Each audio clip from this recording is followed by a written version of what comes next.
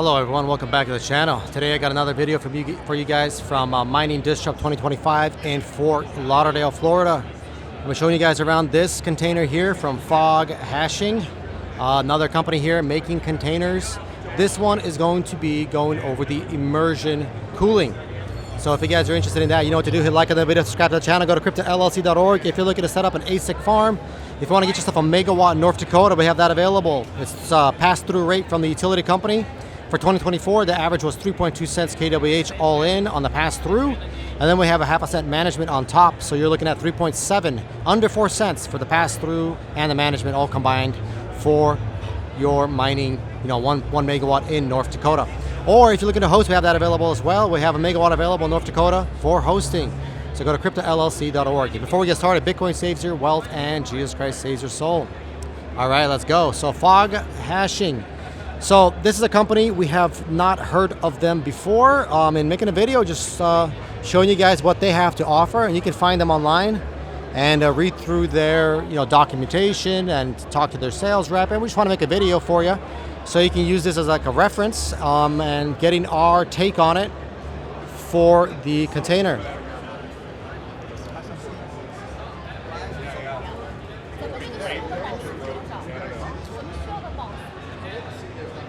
So here we go. 100 kW cooling capacity for each of these setups here.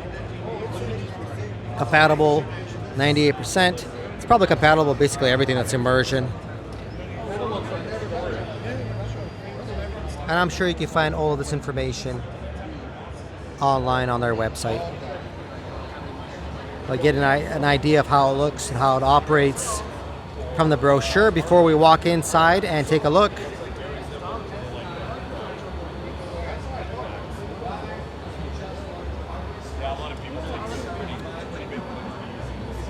Okay. So, first thing I wanted to point out is that they have their cooling towers on top of this container, right on top of their container. So this is a trend we've been seeing throughout this mining conference here, the Mining Disrupt 2025, is instead of having it on the side next to it, they're putting it on top. And the argument they use for that is they're saying, we're putting it on top because it saves space.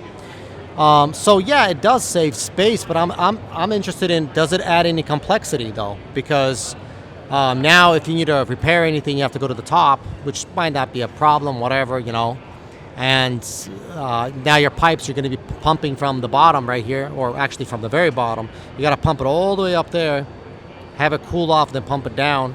Again, might not be a problem, but in terms of the argument of we're saving space, yeah, it's true. But if you're going out there and you're building out a 5-10 megawatt operation, what's that going to save you, right? This is 8 feet, and having it right there, I mean, that's literally like, what, 20 feet? Let's say you give it some space on the sides. You have the 8-foot container, right, matches the same exact as this one. You're like saving 20 feet. Like if you can afford building out a immersion container, which costs, hundreds and hundreds of thousands of dollars just for the container and the oil and all of that, and then put in immersion miners, which are expensive, I doubt that you're having problems with land. You know what I mean? Like if you can afford that, then you already have a decent sized piece of property to put everything down on. But anyway, that's something I wanted to point out. Let's take a look inside here. They just have their equipment there. Let's take a look at an empty one here. Here's an empty one. And I think this is 100K dubs. So 100,000 watts. How many cords we got here? We got like 1, 2, 3, 4, 5, 6, 7, 8, 9, 10. Oh, actually it has numbers on them. What is that? 20. It's got 20. So these are what, 5,000? Okay, so these are 5,000 each per miner. So it looks like standard immersion miners. You're not going to be overclocking them or anything like that. At 5,000, that kind of seems low, unless I'm making a mistake here. That seems kind of low. But let me take a look here. Yeah. Got your Ethernet ports right there. You see that? Actually, maybe from this side you can see those Ethernet ports. Got your Ethernet ports coming here from the top, which is nice. So you can bring it over here and just drop it down into your miner.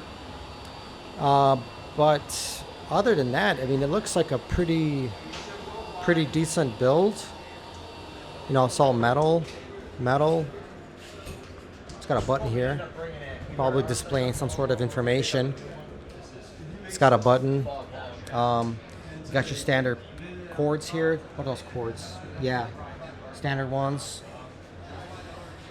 Pretty standard. Looks like how many we got there? 1, 2, 3, 4. So is it 3-phase? So it's 3-phase and a ground. Then your oil is being circulated through these tubes here. See them going up there and then up to the second floor for the cooling tower. Got your lights, you know, and that's pretty much it. Nothing special here. Oh yeah, there it is. You see that? 100. So 100 kW.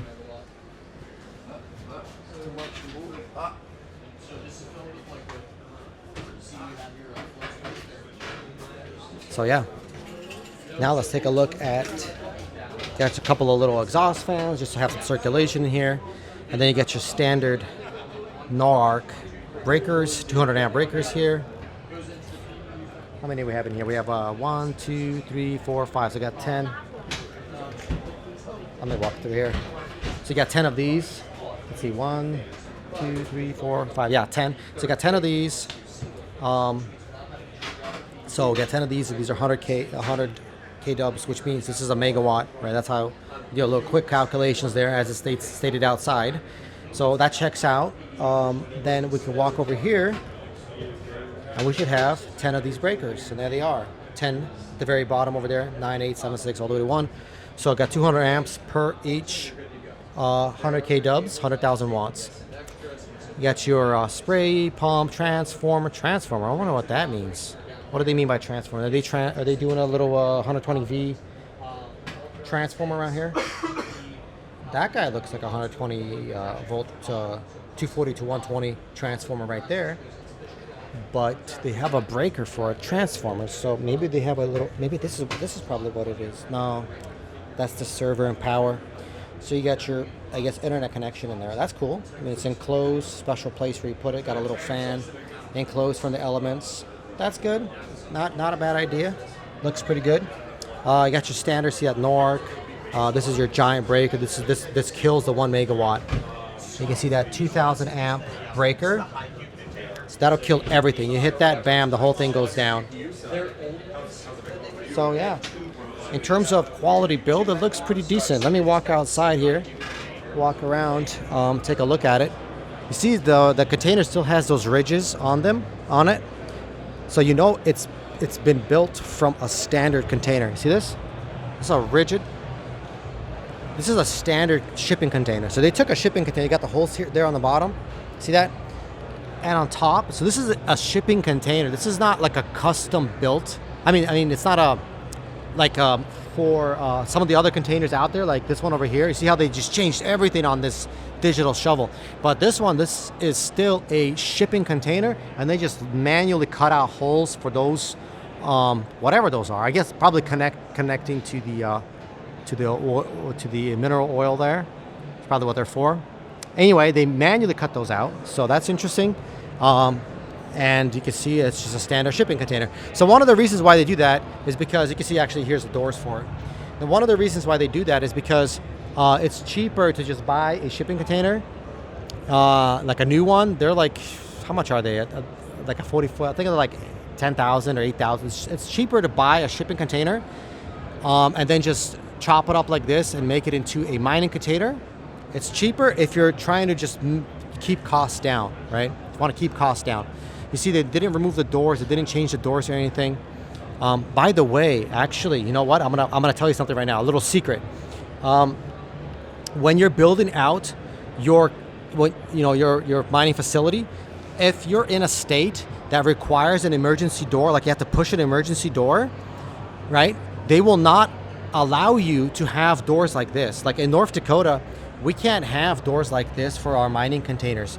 The reason for that is because they say if there's a fire inside or whatever, and the person needs like a quick way out or whatever, you know, just some mumbo jumbo stuff, they include it into their government overreach. Basically, they should mind their own business. But anyway, because of that, you have to keep that in mind, because for your state, they might not allow this. They might say, you know what, you can't do this. You have to have an emergency exit.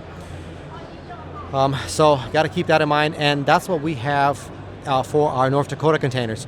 Actually, this, you can see this door over here. They made it emergency, but that wouldn't be allowed in North Dakota because they would tell us that both doors have to be emergency. See how they did this here? Yeah, just like that.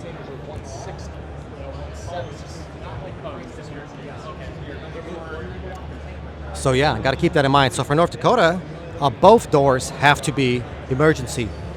Unless maybe you lock that other side up permanently, you weld it shut or something like that, then maybe the inspector will allow it to pass, as it wouldn't be an emergency exit anymore at that point. But see, these type of details, you just gotta know them. You gotta do the research into your state, talk with inspectors and figure things out, how to make it work. You know, what to do to get it passed and all that.